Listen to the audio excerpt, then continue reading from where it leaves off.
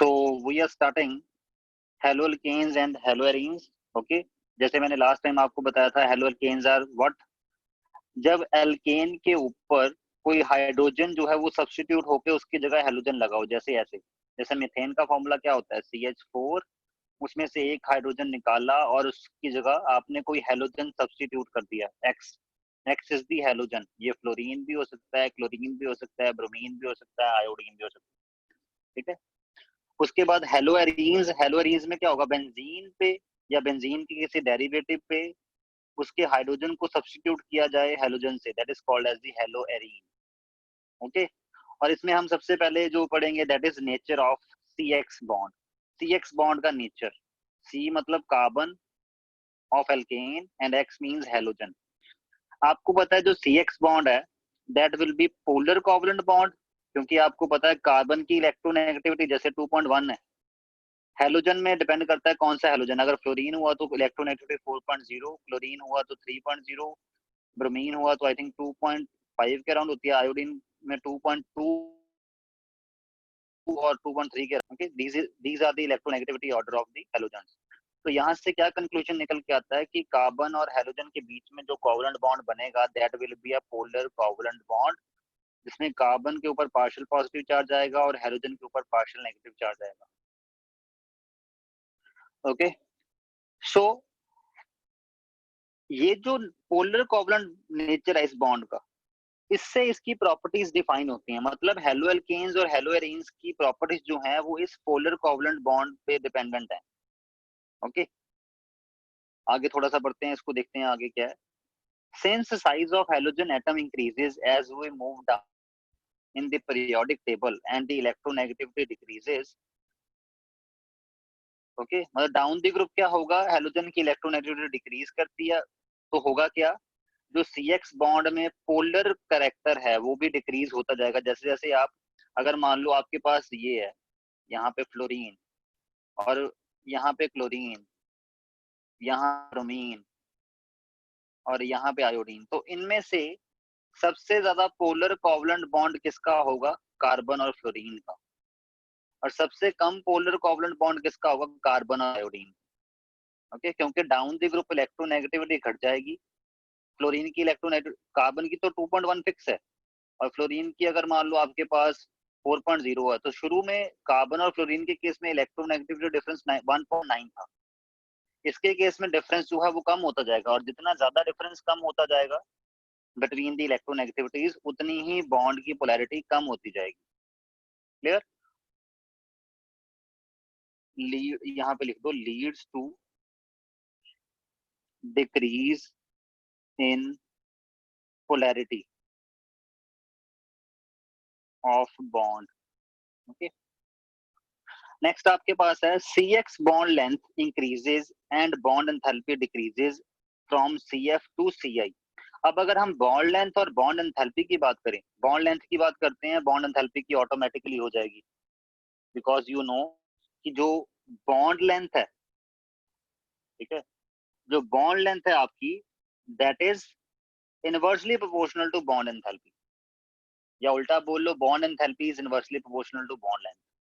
जितनी ज्यादा bond length होगी बॉन्ड एंथैल्पी उतनी ही कम होगी, ठीक है। तो आपके पास क्या होता है कि अगर जैसे जैसे आप डाउन द ग्रुप जाते हो, जैसे कार्बन फ्लोरीन, ठीक, फ्लोरीन का साइज छोटा है तो कार्बन फ्लोरीन के बॉन्ड लेंथ भी छोटी होगी, डाउन द ग्रुप जाने पे आयोडीन का साइज बड़ा है तो कार्बन आयोडीन बॉन्ड की जो साइज लेंथ है वो ज्यादा होगी। जैसे जैसे आप जाते हो फ्रॉम क्लोरीन टू क्लोरीन, तो इस बॉन्ड की जो लेंथ है वो बढ़ती जाती है और बॉन्ड एंथैल्पी कम होती जाती है। क्लियर, और पोलैरिटी वाला पॉइंट मैंने एक बार फिर दोबारा डिस्कस कर दिया कि पोलैरिटी डिक्रीज करती है डाउन द ग्रुप। क्लियर, अगर पोलैरिटी डिक्रीज करेगी तो डायपोल मोमेंट भी डिक्रीज करेगी अकॉर्डिंगली। ओके, तो ये आपको, मतलब आपको आइडिया लग गया कि कार्बन, अगर हेलोएल्केन में कार्बन आयोडीन वाला बॉन्ड है उसकी बॉन्ड एंथैल्पी कम है, मींस उसको तोड़ना इजी है, और अगर आप बात कर रहे होगे कार्बन फ्लोरीन के बॉन्ड को, इसको तोड़ना सबसे मुश्किल है, ठीक है। मतलब जो फ्लोरोएल्केन्स होंगे उनके केस में कार्बन फ्लोरीन का बॉन्ड तोड़ना is most difficult work, and जो आयोडोएल्केन्स होंगे उनके केस में कार्बन आयोडीन का बॉन्ड तोड़ना is the most easiest work, ठीक है, अगर आपके पास एल्केन ग्रुप दोनों में सेम है। ठीक है, तो यहाँ से अभी तक ये कंक्लूजन निकली।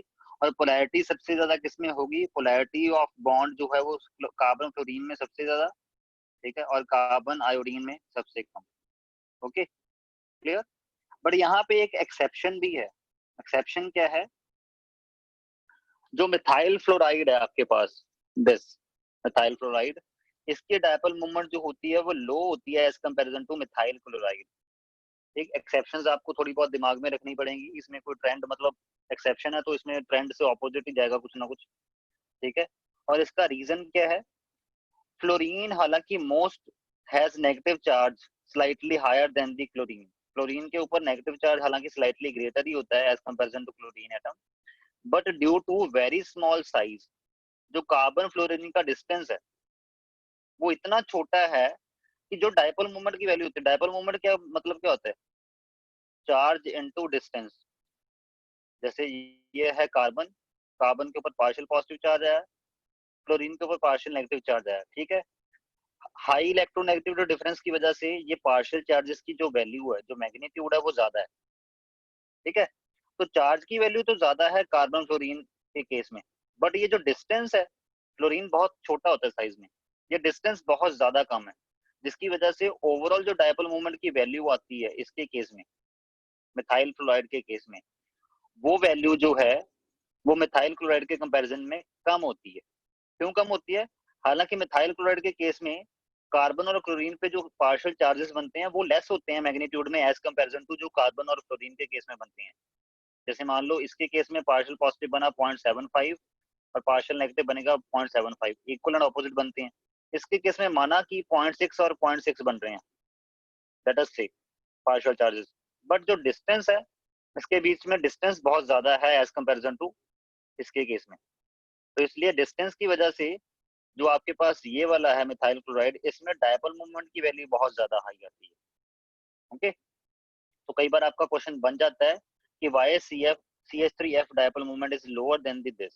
हालांकि पोलैरिटी तो इसकी ज्यादा होती है, पोलैरिटी नो डाउट इसकी ज्यादा होती है, और आप एक्सपेक्ट करते हो कि डायपोल मोमेंट भी इसकी ज्यादा आनी चाहिए, but due to smaller bond distance between carbon and fluorine, जो ये मल्टीपल है इसकी वैल्यू डिक्रीज कर जाती है, और मल्टीपल की वैल्यू करके ही तो डायपोल मोमेंट निकल के आती है, चार्ज इनटू डिस्टेंस करके। ठीक, अब आते हैं मेन टॉपिक पे।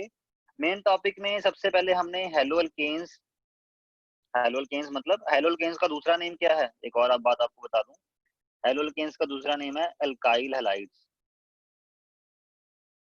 ओके, मतलब जिसमें RX, और ये R क्या होगा, ये कोई एल्काइल चेन होगी, एल्काइल चेन। ओके, हमने सबसे पहले करनी थी प्रॉपर्टीज। ठीक है, प्रॉपर्टीज में आपके पास दो तरह की प्रॉपर्टीज होती हैं, you know very well. One is physical properties, ठीक है, and second is chemical properties. ये दो तरह की प्रॉपर्टीज होती हैं हर एक सब्सटेंस की जो हम एनालाइज करते हैं। फिजिकल प्रॉपर्टीज और केमिकल प्रॉपर्टीज दोनों आपके सिलेबस में है, जो चेंज होने के बाद आया है, बट हमने केमिकल प्रॉपर्टी पहले करनी है, फिजिकल प्रॉपर्टी हम बाद में कर लेंगे। ठीक है, और जो इनकी प्रेपरेशन है, जैसे मैंने आपको पहले बताया कि प्रेपरेशन वाला पार्ट कट गया हुआ है, प्रेपरेशन अब आपके सिलेबस में नहीं है इनकी। ठीक, तो सबसे पहले हम केमिकल प्रॉपर्टीज में, केमिकल प्रॉपर्टीज में होता क्या है, केमिकल रिएक्शंस की स्टडी करनी होती है। तो केमिकल रिएक्शंस ऑफ हेलोअल्केन्स, हम केमिकल रिएक्शन ऑफ हेलोअल्केन्स को पढ़ने वाले हैं।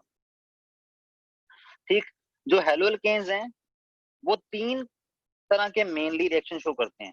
उनके रिएक्शंस को जो वो शो करते हैं उनको मेनली थ्री कैटेगरीज में आप डिवाइड कर सकते हो।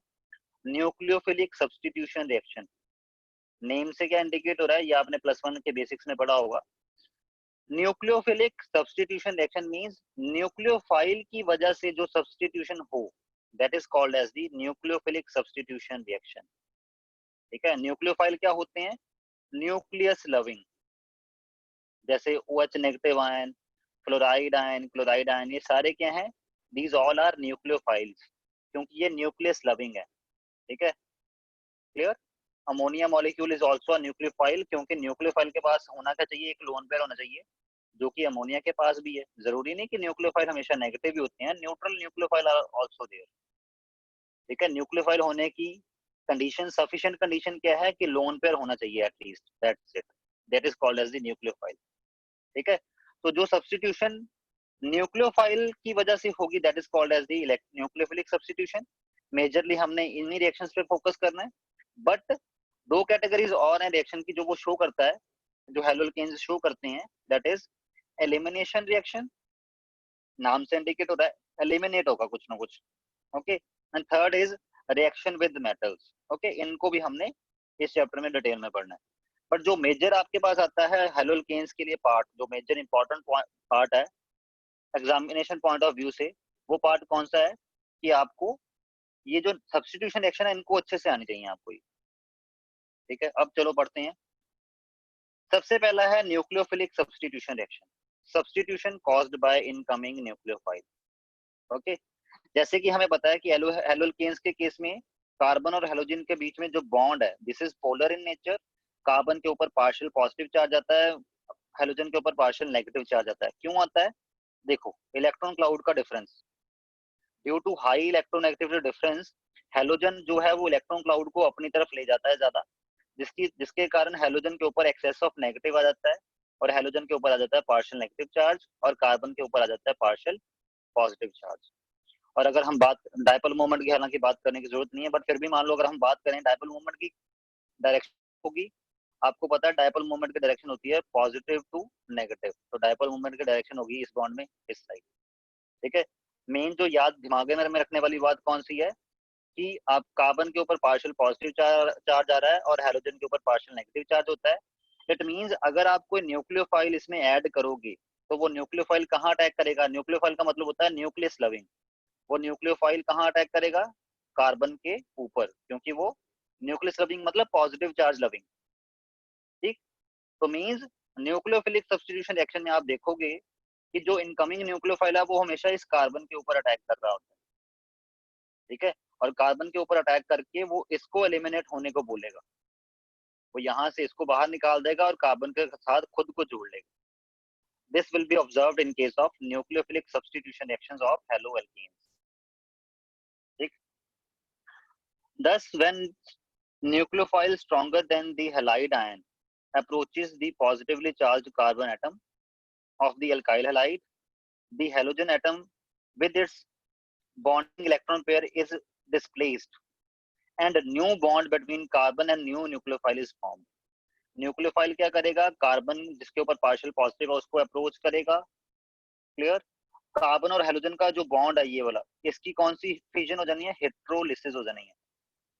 हेट्रोलिसिस में क्या होता है?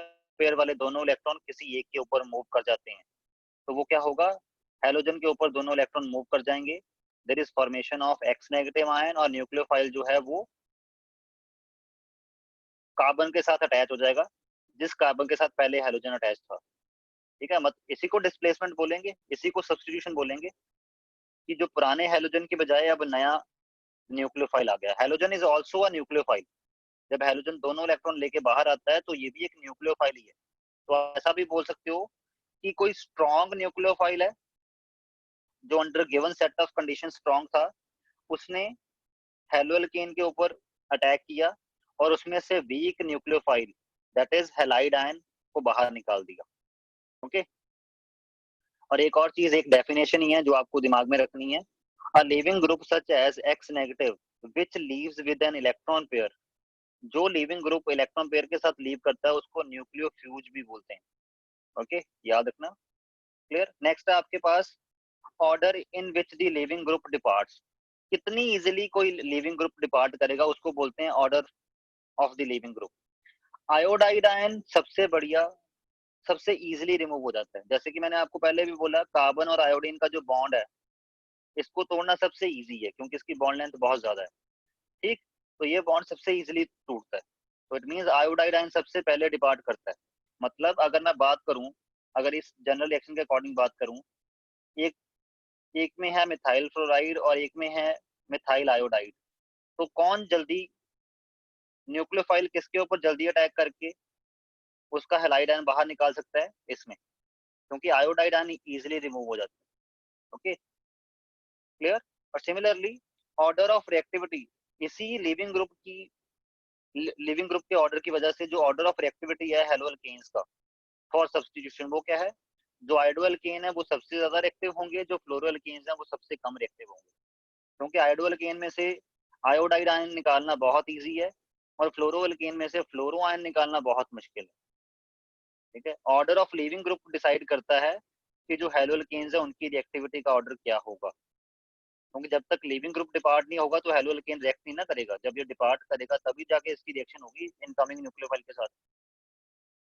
ठीक है, नेक्स्ट, अब जैसे न्यूक्लियोफिलिक सब्स्टिट्यूशन में हमने देखा कि ये जनरल मैकेनिज्म लिख दिया हमने।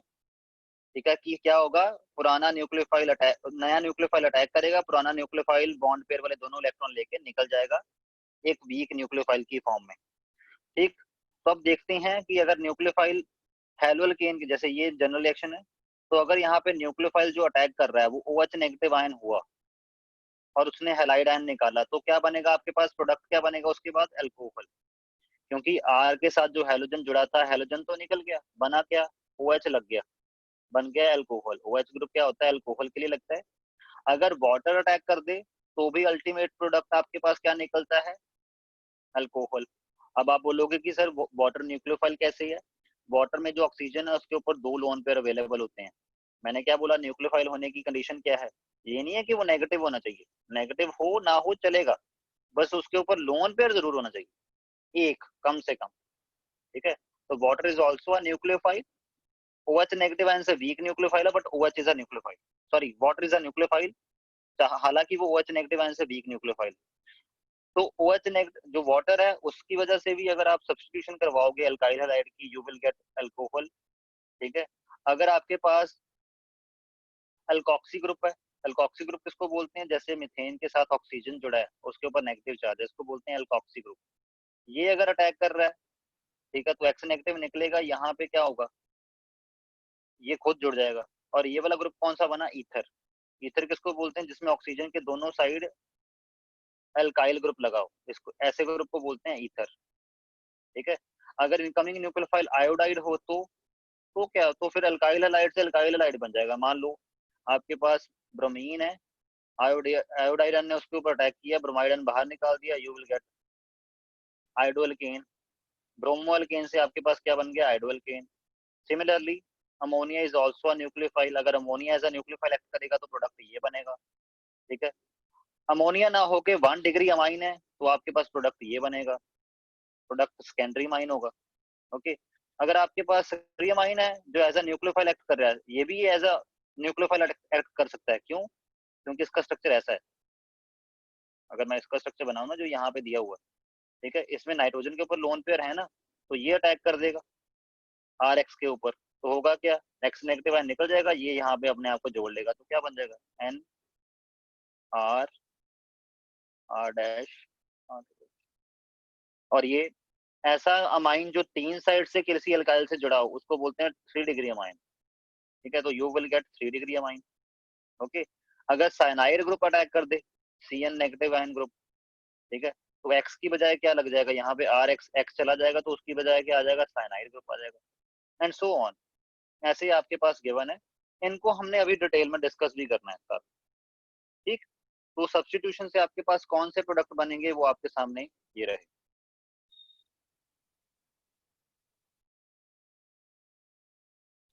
जैसे सबसे पहले आपके पास है, अब वही वाला टेबल को डिटेल में पढ़ने वाले हैं, substitution of halogen by hydroxyl group. Hydroxyl group से कैसे सब्स्टिट्यूशन करवा सकते हो, this type of substitution leads to the formation of alcohol, इस सब्स्टिट्यूशन की वजह से बनेंगे क्या, अल्कोहल्स।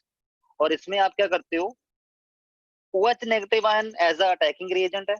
OH नेगेटिव आयन कहां से आएगा, OH नेगेटिव आयन प्रोड्यूस करने के लिए हम क्या यूज करेंगे, we will use aqueous alkalis. Alkalis क्या होते हैं, जैसे KOH, NaOH, या aqua solution of silver oxide. Aqua solution of silver oxide में भी OH नेगेटिव आयन प्रोड्यूस होते हैं, कैसे, और होगा क्या, जैसे एल्कली में OH नेगेटिव आयन है, वो R के ऊपर अटैक कर देगा, एल्कली का जो मेल्टल आयन है और जो इसका leaving group X negative ion है, वो दोनों मिलके आपस में सॉल्ट बना लेंगे, और जो OH नेगेटिव आयन है वो R के साथ अटैच हो जाएगा। R क्या है, कोई अल्काइल ग्रुप। ठीक है, इसमें होगा, जैसे एग्जांपल ये लिखे हुए, यहाँ से Br नेगेटिव आयन निकला, इलेक्ट्रॉन लेके बाहर गया, Br नेगेटिव आयन और K पॉजिटिव आयन आपस में मिलके जुड़ गए, क्या बनाया KBr, और OH नेगेटिव आयन ने Br की जगह ले ली और आपके पास क्या बन गया, अल्कोहल। सिमिलरली मिथाइल आयोडाइड, अगर सिल्वर ऑक्साइड, अब आप बोलोगे सर यहाँ पे तो सिल्वर ऑक्साइड है ही नहीं, सिल्वर ऑक्साइड को जब वाटर में डिसॉल्व किया जाता है तो वो सिल्वर हाइड्रोक्साइड बना लेता है, ठीक है। और सिल्वर हाइड्रोक्साइड जब बनता है तभी तो वो OH नेगेटिव आयन प्रोड्यूस करता है, और वो OH नेगेटिव आयन प्रोड्यूस करेगा, वो मिथाइल के साथ जुड़ जाएगा, और मिथाइल अपना आयोडाइड आयन जो बाहर निकालेगा वो सिल्वर के साथ जुड़ जाएगा, क्या बन जाएगा, सिल्वर आयोडाइड, ठीक। तो substitution of halogen by hydroxyl group करवाने के लिए आपको OH negative ion as attacking reagent चाहिए होता है, आपको न्यूक्लियोफाइल चाहिए, कौन सा, हाइड्रोक्साइड आयन। और हाइड्रोक्साइड आयन कौन कौन है जो hydroxide ion as a nucleophile provide कर सकते हैं, एक्वस अल्कलीज या aqueous solution of silver oxide, इसमें भी आपके पास सिल्वर हाइड्रोक्साइड बन जाता है जो OH नेगेटिव आयन प्रोड्यूस करता है। Second, substitution of halogens by alkoxy group. अब एल्कोक्सी ग्रुप का मतलब क्या है, OR नेगेटिव ग्रुप, ठीक है। और एल्कोक्सी ग्रुप कहाँ से प्रोड्यूस करोगे, कहाँ से लेके आओगे एल्कोक्सी ग्रुप, इसके लिए अब पढ़ते हैं हम। Haloalkanes when treated with sodium और potassium alkoxide. Sodium potassium alkoxide क्या होता है, जैसे NaOR, इनका फॉर्मूला ये होता है, ठीक है। जब ये वाटर में डिसॉल्व होते हैं तो क्या बनाते हैं, Na positive ion and OR negative ion, और ये जो OR नेगेटिव आयन है ये क्या है, this is a nucleophile, okay. जैसे एग्जांपल के लिए NaOCH3, तो इससे होगा क्या, Na पॉजिटिव आयन बनेगा और मेथॉक्सी आयन बनेगा, ठीक है। और ये मेथॉक्सी आयन जो है ये न्यूक्लियोफाइल का काम करेगा, कौन से न्यूक्लियोफाइल का, अटैकिंग न्यूक्लियोफाइल का, जो अटैक करेगा। Haloalkanes when treated with sodium or potassium alkoxide lead to the formation of ethers और alkoxy alkanes। ethers बोल सकते हो, ethers का दूसरा नेम क्या होता है, alkoxy alkanes, ठीक है। करते हैं अभी इसके एग्जांपल। जैसे आपके पास मैंने जब जैसे पहले बताया NaOR सोडियम एल्कोक्साइड आया, आपने अल्काइल हैलाइड से रिएक्ट करवाया, यू विल गेट OR जो है वो इसके साथ जुड़ जाएगा, X नेगेटिव निकल जाएगा, तो क्या बनेगा, ROR डैश लाइक दिस, और there will be a salt, ये सॉल्ट बन जाएगा, क्लियर। और एक और चीज, आपको आपके सिलेबस के अकॉर्डिंग नेम रिएक्शन बहुत ज्यादा इंपॉर्टेंट है। ये वाला जो रिएक्शन है इसको विलियमसन सिंथेसिस बोलते हैं, ठीक है। विलियमसन सिंथेसिस में क्या होता है, अल्काइल हैलाइड से हम ईथर प्रोड्यूस करते हैं, this is the Williamson synthesis, ठीक है। अब एग्जांपल्स, ये तो जनरल रिएक्शन की बात करी ना हमने, अब एग्जांपल की बात कर लेते हैं। ये रहा आपका इथाइल ब्रोमाइड, उसके साथ आपने रिएक्ट करवाया सोडियम इथोक्साइड। सोडियम इथोक्साइड जो है वो जब रिएक्ट करेगा तो सोडियम और ब्रोमीन आपस में सोडियम ब्रोमाइड निकाल के बना के बाहर, और ये वाला जो है ये यहाँ पे इसके ऊपर अटैक कर देता है, ये वाला ग्रुप जो है वो इसके ऊपर अटैक कर देता है, एंड इन दोनों के अटैक से क्या बनता है, दिस, ठीक है। और इसका नेम क्या है, इसको नेमिंग करने के दो तरीके हैं, कैसे कर सकते हैं। ईथर्स की एक तो नेमिंग का रूल होता है, दैट इज इस साइड क्या लगा है, इस साइड क्या लगा है वो लिखो, और उस एंड में लिख दो ईथर, जैसे इथाइल इथाइल ईथर, इसका नेम क्या बन सकता है, इथाइल इथाइल ईथर। बट ऐसे इथाइल इथाइल ईथर तुम्हें बोलेंगे अच्छा नहीं लग रहा है ना, इसको क्या बोलेंगे, डाई इथाइल ईथर। एक तो ये नेम है इसका, और दूसरा तरीका क्या होता है कि पहले इसको नेम करो ऑक्सीजन के साथ, इसको क्या बोलेंगे फिर, एथॉक्सी, और बाद में इसका एज एल्केन नेम कर दो, क्या बना, इथेन, तो इसका नेम क्या बना, एथॉक्सी इथेन, ओके। उसके बाद ईथर्स प्रोड्यूस करने के लिए यू कैन ऑल्सो यूज, जैसे इसी रिएक्शन में, ये तो विलियमसन सिंथेसिस हुई ना ये वाली, जिसमें आप सोडियम एल्कोक्साइड का यूज करते हो for preparation of ether from alkyl halides by nucleophilic substitution, ठीक है। इसको ईथर प्रोड्यूस करने का एक और तरीका है, दैट इज अल्काइल हैलाइड्स को हीट करो in the presence of silver oxide, ठीक है। बट ये मेथड कब काम में आता है, जब आपने प्रोड्यूस करना हो सिमेट्रिकल ईथर, सिमेट्रिकल ईथर, जब आपने सिमेट्रिक की प्रोडक्शन करवानी हो तब ये रिएक्शन काम में आती है। सिमेट्रिकल ईथर का मतलब क्या होता है, जब आपके पास ईथर के लेफ्ट में जो ग्रुप लगा है वैसा ही ग्रुप राइट में लगा है। जैसे यहाँ पे ईथर के लेफ्ट में क्या लगा था, इथाइल, और राइट में भी इथाइल ही लगा है, ठीक है। बट इस रिएक्शन के तो और एग्जांपल भी बन सकते हैं। जैसे मान लो यहाँ पे आपने आर जो है वो कौन सा ले लिया, आर की बजाय आपने मिथाइल ले लिया यहाँ पे ऐसे, ठीक है। और यहाँ पे जो आर डैश है उसकी जगह आपने क्या ले लिया, यू गेट यहाँ पे इथेन ले लिया। उस टाइम जो रिएक्शन बनेगी उसकी वजह से क्या होगा, वही बात हुई, Na के साथ X निकल जाएगा, क्या बन जाएगा NaX, ठीक है। और ये आपस में अटैच कर जाएंगे तो क्या बन गया, यहाँ पे मिथाइल और दूसरी साइड ओके क्या लगा है, इथाइल। तो इसमें जो ईथर बन रहा है वो सिमेट्रिकल भी बन सकता है और अनसिमेट्रिकल भी बन सकता है, डिपेंडिंग अपॉन आपने एल्काइल हैलाइड कौन सा लिया है और सोडियम इथोक्साइड कौन सा लिया है।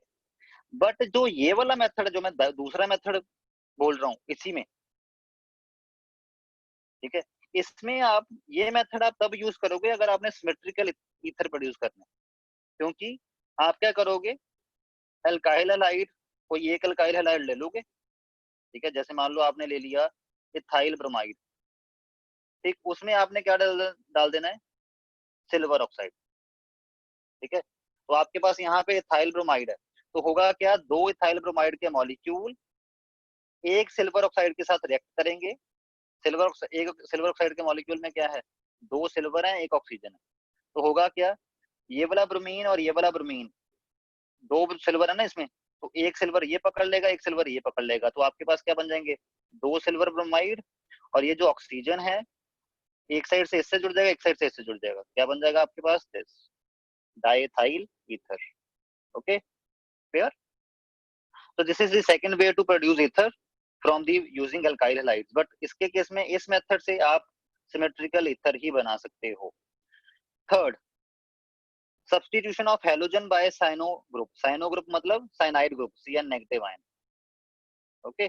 Cn नेगेटिव आयन से सब्स्टिट्यूशन करना, और Cn नेगेटिव आयन कौन देगा आपको, कौन प्रोड्यूस करेगा, KCN, ठीक है। KCN जो है वो Cn नेगेटिव आयन, क्योंकि ये आयनिक कंपाउंड है, जैसे ही आप इसको डिसॉल्व करोगे K पॉजिटिव आयन सेपरेट हो जाएगा, Cn नेगेटिव आयन सेपरेट हो जाएगा, और Cn नेगेटिव आयन जो है वो R के ऊपर अटैक करेगा and you will gate alkyl cyanide, ठीक है। और K पॉजिटिव आयन और X नेगेटिव आयन मिलकर सॉल्ट बना लेंगे। Okay, clear. जैसे यहाँ पे देखो मिथाइल आयोडाइड पे को जब आपने रिएक्ट कराया पोटाशियम साइनाइड के साथ, तो आपके पास क्या बना, methyl cyanide and potassium iodide, ठीक है। और ये मेथड कहाँ पे एक तो आपको पता लग गया कि इस मेथड से आप क्या बनाते हो, अल्काइल साइनाइड बनाते हो, ठीक है। बट साइनाइड हम बनाते क्यों हैं, क्योंकि मेजरली जितनी भी आप स्टडी कर रहे हो ये कहीं ना कहीं तो इम्प्लीमेंट ही होनी ना, इन फ्यूचर कहीं ना कहीं इम्प्लीमेंट करोगे। अगर डॉक्टर बनोगे तो एज अ डॉक्टर करोगे, अगर इंजीनियर बनोगे तो एज अ इंजीनियर करोगे, अगर टीचर बनोगे तो भी एज अ टीचर कुछ ना कुछ तो करोगे ना, कुछ प्रैक्टिकल वगैरह तो करवाओगे बच्चों को।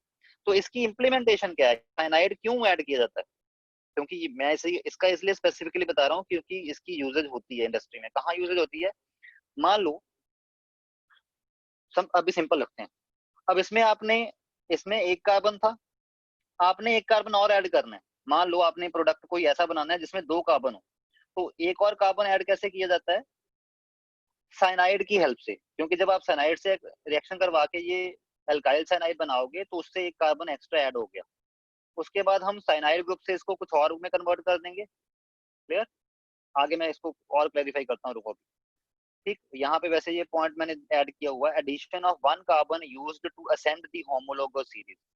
होमोलोगस सीरीज आपको पता है ना, जिसमें क्या होता है, जैसे मिथेन, इथेन, प्रोपेन, ये जो सीरीज है इसको बोलते हैं होमोलोगस सीरीज, क्योंकि इसमें जो सक्सेसिव मेंबर होते हैं उनमें CH2 का ग्रुप का डिफरेंस होता है।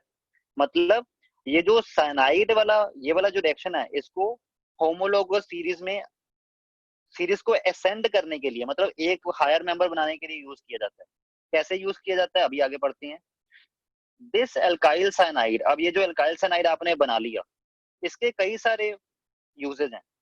formed are very useful products since they can be converted into, ये जो अल्काइल साइनाइड है इससे आप बड़ा कुछ बना सकते हो। बड़ा कुछ मतलब कौन कौन से, इससे आप अमाइड्स बना सकते हो, इससे आप कार्बोक्सिलिक एसिड बना सकते हो, इससे आप प्राइमरी अमाइड्स बना सकते हो, ठीक है। कैसे, अमाइड कैसे बनाओगे, अमाइड ग्रुप कौन सा होता है, C double bond O NH2, इस ग्रुप को बोलते हैं अमाइड ग्रुप। इसको कट शॉर्ट में ऐसे लिखते हैं CONH2, this is called as the amide. तो अमाइड ग्रुप में कैसे कन्वर्ट करना है, जो साइनाइड आपके पास बना है उसकी पार्शियल हाइड्रोलिसिस कर दो with concentrated hydrochloric acid. Okay, मतलब इसकी हाइड्रोलिसिस करी in the presence of concentrated hydrochloric acid और बाद में थोड़ा सा और वाटर ऐड करना है, you will ultimately get amide. ये वाला जो ग्रुप है वो अमाइड में कन्वर्ट हो जाएगा। कैसे कन्वर्ट होगा, इस कार्बन के ऊपर ऑक्सीजन लग जाएगा, यहाँ से डबल बॉन्ड टूट के सिंगल में कन्वर्ट हो जाएगा, ये नाइट्रोजन के साथ 2 हाइड्रोजन लग जाएंगे, this will become amide now, like this. ठीक है, अगर आपने कार्बोक्सिलिक एसिड में कन्वर्ट करना है, कार्बोक्सिलिक एसिड में कन्वर्ट कैसे करते हो, आपको उसकी कंप्लीट हाइड्रोलिसिस करनी पड़ेगी फिर with the help of mineral acid और एल्कली।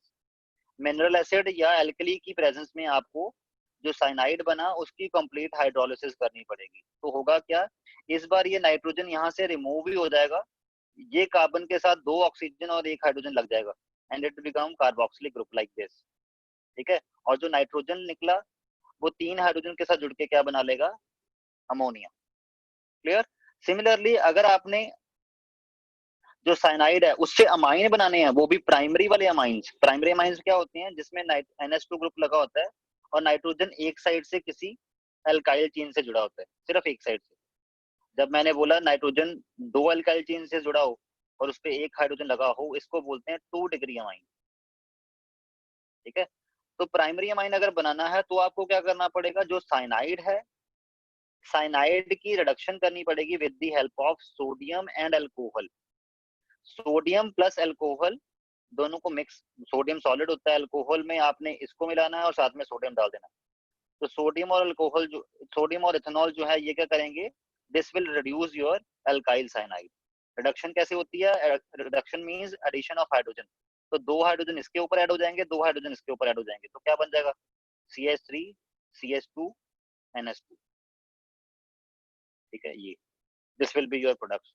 एंड इस रिएक्शन को जिसमें आप साइनाइड की हेल्प से प्राइमरी अमाइन बनाते हो in the presence by using sodium and alcohol, this is called as the Mendius reaction. ठीक है, अब मैंने आपको बताया था कि ये वाला, अब इसकी एप्लीकेशन में मैंने बोला ना कि साइनाइड की हेल्प से आप होमोलोगस सीरीज को असेंड करते हो। असेंड करते हो मतलब एक कार्बन बढ़ाते हो उसमें। अब इसका पर्पस क्या है, पर्पस क्या है, देखो मान लो आपके पास पड़ा है, आप लेबोरेटरी में काम कर रहे हो, आपके पास मिथाइल आयोडाइड पड़ा है। ठीक है, आपको किसी ने डिमांड करी कि हमें इथाइल अमाइन बना के दो जी।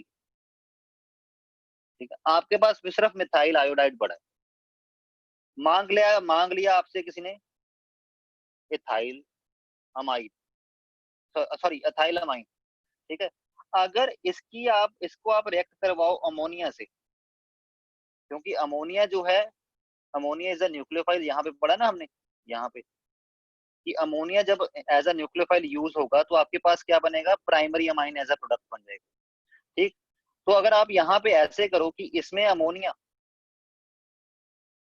ठीक है, ये एक न्यूक्लियोफाइल है, इस न्यूक्लियोफाइल का अटैक करवा दो इसके ऊपर, तो आपके पास जो प्रोडक्ट बनेगा you will get methyl amine और HI as a by product निकलेगा। तब भी आपको चाहिए क्या, you need ethyl amine, not methyl amine. Okay, अब आपके दिमाग में आया यार मैं मिथाइल आयोडाइड को यूज करके कैसे बनाऊं इथाइल अमाइन। आपको याद आया कि इसमें मिथाइल अमाइन नहीं बनाना, आपने इथाइल अमाइन बनाना है, इसमें कार्बन एक एक्स्ट्रा चाहिए। आपको याद आया कि मेरे को यहाँ से एक कार्बन बढ़ाना है। सबसे पहला काम मैंने क्या करना है, इसमें एक कार्बन ऐड करना है।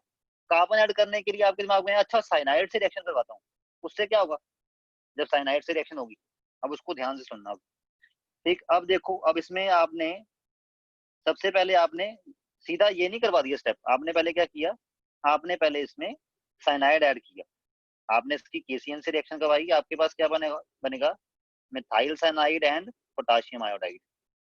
ठीक है, अब ये जो मिथाइल साइनाइड बना, आपके दिमाग में आया कि हाँ भाई अब मैं मिथाइल साइनाइड की अगर रिडक्शन करवा दूं सोडियम और इथेनॉल की प्रेजेंस में, ठीक है, जिसको मेंडेस, इसको क्या नाम था, मेरे को नाम भूल गया, हाँ जिसको मेंडेस रिएक्शन बोलते हैं, उससे क्या होगा। ठीक है, साइनाइड में एक्चुअल में अगर इसको इलेबोरेट करके लिखूं, इसको इलेबोरेट कर देता हूँ, it will be like this, Mendius reaction में क्या होता है, रिडक्शन हो जाती है, इसमें 2 हाइड्रोजन ऐड हो जाते हैं और इसमें भी 2 हाइड्रोजन ऐड हो जाते हैं in the presence of sodium and ethanol. तो क्या बन गया,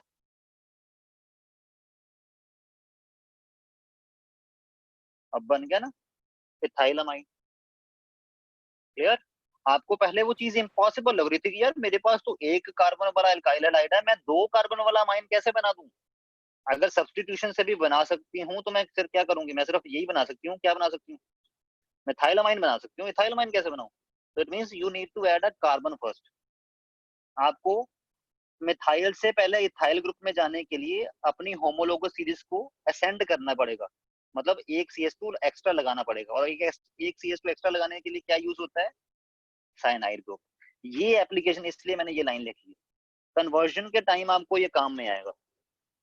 ठीक है, पेपर में लिखा होगा मिथाइल आयोडाइड से इथाइल अमाइन कैसे बनाएं, तो it will be a 2 step reaction. पहले you have to use KCN, KCN use करोगे साइनाइड लगेगा, साइनाइड जब लगेगा उस साइनाइड के रिडक्शन से you will get methyl amine. ठीक है, नेक्स्ट। तो इसलिए सर ये बहुत इंपॉर्टेंट है। अब नेक्स्ट हमारे पास है substitution of halogen by isocyanide. पीछे हमने पढ़ा क्या, साइनो ग्रुप, इसको साइनो ग्रुप भी बोल दो, इसको साइनाइड ग्रुप भी बोल देते हैं, साइनाइड ग्रुप। ओके, नेक्स्ट आपके पास आता है आइसोसाइनाइड ग्रुप। अब आइसोसाइनाइड क्या होता है, देखो साइनाइड ग्रुप की अगर मैं स्ट्रक्चर बनाऊं, टेक्निकलिटी की टर्म में जा रहे हैं अब हम, ये होता है ना साइनाइड, साइनाइड हम जो है वो इस साइड से भी एज अ न्यूक्लियोफाइल अटैक कर सकता है, इस साइड से भी एज अ न्यूक्लियोफाइल अटैक कर सकता है, दोनों साइड से वो एज अ न्यूक्लियोफाइल अटैक कर सकता है। ठीक है, जब वो इस साइड से अटैक करता है और कार्बन के साइड से बाउंड करता है, उस टाइम तो उसको बोला जाता है साइनाइड।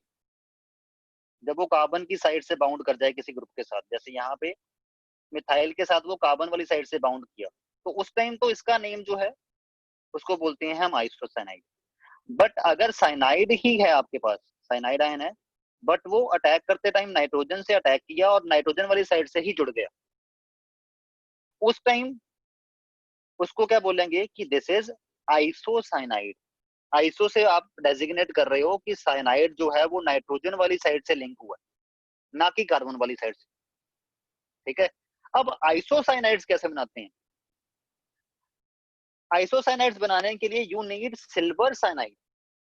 साइनाइड बनाने के लिए, अगर साइनाइड बनाना हो तब आप क्या करते हो, तब आप रिएक्शन करवाते हो with the potassium cyanide, alkyl halide की पोटेशियम साइनाइड से रिएक्शन करवाते हो। बट अगर आपने आइसोसाइनाइड बनाना है, उस टाइम आपको एल्काइल हैलाइड की रिएक्शन करवानी पड़ेगी सिल्वर साइनाइड से। ठीक है, मतलब यहाँ पे पोटाशियम की बजाय अगर आपने पोटाशियम साइनाइड यूज किया, you will gate simple cyanide. अगर आपने सिल्वर साइनाइड यूज किया, you will gate isocyanide. Okay, clear. अब ये क्यों होता है कि सिल्वर साइनाइड में ऐसा क्या हो गया जो पोटेशियम साइनाइड में नहीं हो रहा था, कि जिसकी वजह से इसमें आइसोसाइनाइड बनेंगे। ठीक है, तो आपने RX की रिएक्शन करवानी है सिल्वर साइनाइड के साथ and you will gate isocyanide plus AgX। But why, ठीक है, कैसे, ये कैसे हुआ और क्यों हुआ। अब देखो, इसका रीजन हम बहुत सिंपल है। पोटाशियम साइनाइड जो है वो आयनिक होता है, मतलब पोटाशियम साइनाइड जैसे ही आप डिसॉल्व करते हो सोल्यूशन में, डिसॉल्व होते सारी वो क्या बनाता है, K पॉजिटिव आयन और साइनाइड आयन। साइनाइड आयन जब लिबरेट होता है तो क्या होता है, साइनाइड आयन प्रेफर करता है कि वो कार्बन साइड से अटैक करेगा, कि जब एज अ न्यूक्लियोफाइल एक्ट करेगा तो ये कार्बन आयन से, कार्बन साइड से अटैक करेगा। ठीक है, और जब कार्बन साइड से अटैक करेगा you will gate cyanide group in the substituted in the alkyl. Okay, but silver cyanide में क्या हुआ, सिल्वर साइनाइड के केस में सिल्वर और साइनाइड के बीच में ये जो बॉन्ड होता है ये कोवलेंट नेचर का होता है। उसकी वजह से क्या होता है, सिल्वर, जैसे मान लो आपने क्या किया, आपने सोल्यूशन बनाया, उसमें RX रखा हुआ था, RX का सोल्यूशन बनाकर रख दिया, आपने सिल्वर साइनाइड डाला।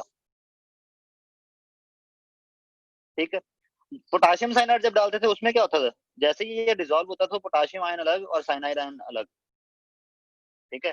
बट सिल्वर साइनाइड के केस में क्या होगा, सिल्वर साइनाइड जो है ये एक कोवलेंट कंपाउंड है, उसकी वजह से क्या होगा, ये वाला बॉन्ड इजिली नहीं टूटेगा, silver cyanide as it is ही रहेगा सोल्यूशन में भी। और इसको ये बोलता है कि फटाफट मेरे को ऊपर कोई अटैक कर पाए, कि मेरे ऊपर अटैक हो क्यों नहीं रहा। उस चक्कर में क्या होता है, जब ये अपना न्यूक्लियोफाइल बाहर निकालता है तो कार्बन का तो अभी लोन पेयर आया ही नहीं, क्योंकि कार्बन तो अभी यहाँ पे बॉन्ड बना के बैठा हुआ है, नाइट्रोजन का लोन पेयर अवेलेबल है। तो ये जो पूरा ग्रुप है ये नाइट्रोजन साइड से ही इसके ऊपर अटैक कर देता है, जिसकी वजह से आइसोसाइनाइड, और बाद में क्या होता है जब ये अटैक हो जाता है उसके बाद इसकी ब्रेकेज होती है, उसके बाद सिल्वर और कार्बन का बॉन्ड टूटता है। तो जब ये नाइट्रोजन साइड से ऑलरेडी जुड़ गया तो क्या बनेगा, आइसोसाइनाइड। ठीक है। अगर आपके सोल्यूशन में साइनाइड आयन पड़े हैं तो पक्का है कि आपके पास alkyl cyanide as a product बनेगा। बट वो साइनाइड आयन के फॉर्म में नहीं पड़ा, बट कार्बन अभी उसका जुड़ा हुआ है किसी के साथ, वो सिल्वर हो सकता है, इसके अलावा भी कई सारे प्रोडक्ट हैं, बट वो आपके लेवल पे अभी यूज नहीं होंगे। ठीक है। तो होगा क्या, वो नाइट्रोजन साइड से अटैक कर देगा, अभी ये बॉन्ड तो टूटा ही नहीं, तो जब नाइट्रोजन साइड से अटैक कर देगा फटाफट से आर के ऊपर, तब आपके पास जो प्रोडक्ट बनेगा that will be the isocyanide. Okay. जैसे यहाँ पे मैंने इसका रीजन ही बता दिया ना कि क्यों हुआ ऐसे। ठीक है। कि पोटेशियम साइनाइड में आपके पास एल्काइल साइनाइड और सिल्वर साइनाइड ने जब अटैक करवाया, सिल्वर साइनाइड की वजह से एल्काइल हाइड में, एल्काइल हाइड का क्या बना है, एल्काइल आइसोसाइनाइड। ठीक है। रीजन आपको क्लियर हो गया, क्योंकि इसका कोवलेंट नेचर होता है, इसका आयोनिक नेचर होता है, this is the major reason. Next है, how cyanide atom can act as a nucleophile from N side, nitrogen side से कैसे न्यूक्लियोफाइल की तरह एक्ट करता है। मैंने क्या बोला, नाइट्रोजन साइड से एक्ट करने के लिए, मतलब न्यूक्लियोफाइल एक्ट करने के लिए मेन कंडीशन क्या है, लोन पेयर चाहिए, है जी, इसके ऊपर भी है, इसके ऊपर भी है, दोनों के ऊपर है। अगर कार्बन बाउंडेड हो तो उस टाइम कार्बन के ऊपर लोन पेयर नहीं होता, तभी तो ये नाइट्रोजन साइड से अटैक करवा के आइसोसाइनाइड बना देता है। ठीक है। Clear, that's it. और ये रेजोनेंस दिखा दी हुई है, तो इसमें आपने रेजोनेंस ही देखनी है, और ये वैसे ही एक्स्ट्रा है।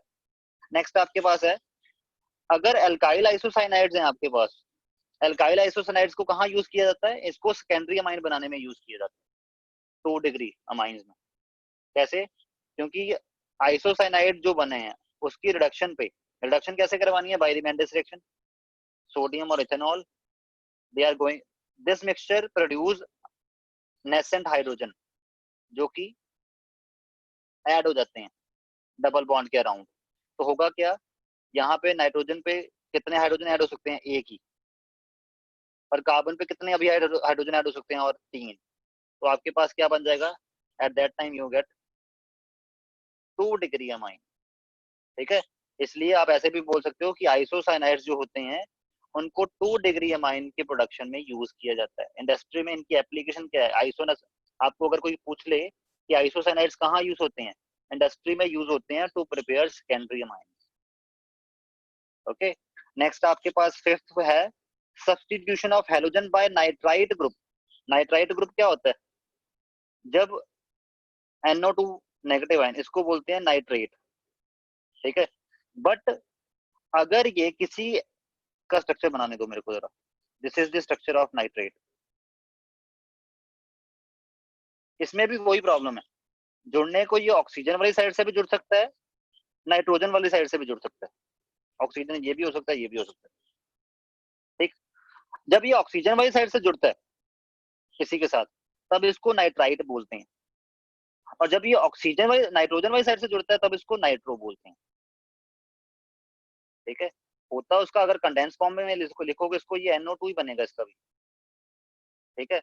तो जब अगर आपने नाइट्राइड बनाना है तो आप क्या करते हो, you use alkyl nitrides like this, मतलब आप क्या यूज करते हो, KONO, क्योंकि ये आयनिक है, जैसे डिसॉल्व करोगे ये वाला ग्रुप प्रोड्यूस होगा, ये वाला ग्रुप जो है वो R के ऊपर अटैक करेगा, X निकालेगा, X जो है वो K के साथ जुड़ के ये बनाएगा, and you will get this. जब ऑक्सीजन वाली साइड से लिंकिंग हुई होती है इस ग्रुप की, उसको बोलते हैं नाइट्राइट, तो आपके पास ये नाइट्राइट प्रोडक्ट बन गया। ठीक है। बट अगर रीजन वैसे ही है जैसे पीछे मैंने बनाया साइनाइड और आइसोसाइनाइड का, ये वाला। अब नेक्स्ट में देखो, नेक्स्ट वाले में क्या है, substitution of hydrogen bye nitro group, nitro group से सब्स्टिट्यूशन करनी है NO2 ग्रुप से। जब NO2 ग्रुप से आपने सब्स्टिट्यूशन करनी है तो आपने क्या यूज किया, आपने सिल्वर नाइट्राइट यूज किया, क्योंकि सिल्वर और ऑक्सीजन के बॉन्ड के बीच का जो बॉन्ड है ये कोवलेंट नेचर का होगा, ये टूटा ही नहीं। ठीक है, तो क्या हुआ, जब ये टूटा ही नहीं तो यहाँ से ऑक्सीजन अटैक करने के लिए फ्री हुआ ही नहीं। जब ये फ्री हुआ ही नहीं तो अटैक किसने करवाया, नेक्स्ट नेक्स्ट बारी किसकी होती है, अगर ऑक्सीजन ये वाला अवेलेबल ना मिले तो कौन है जो अटैक करवाता है, ये वाला नाइट्रोजन।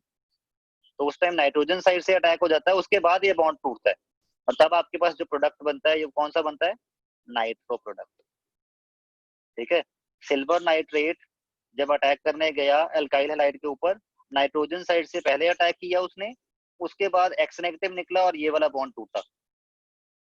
ठीक है, इसलिए आपके पास नाइट्रोअल्केन एज अ प्रोडक्ट बनता है। बट अगर पोटाशियम नाइट्राइट की बात करें तो पोटाशियम नाइट्रेट ऑलरेडी टूटा हुआ होता है, जैसे इसको डिसॉल्व करते हो तो नाइट्राइट आयन बनता है। नाइट्राइट आयन का जो O नेगेटिव है वो अटैक करता है इसके ऊपर, एक्स नेगेटिव यहाँ से निकालता है और you get alkyl nitrate, alkyl nitrite as a major product. Reason वही है कि silver nitrite is the covalent compound and potassium nitrite is the ionic compound. ठीक है, इसलिए अगर आपने अल्काइल हैलाइड्स को नाइट्राइट बनाना है you will use potassium nitrite. अगर आपने अल्काइल हैलाइड से नाइट्रो ग्रुप ऐड करवाना है हैलाइड की जगह, then you will use silver nitrite. Okay, अभी देखें कितने पढ़े हैं, और 14 पढ़े हैं, चलो कोई नहीं, ये नेक्स्ट टाइम डिस्कस कर लेंगे।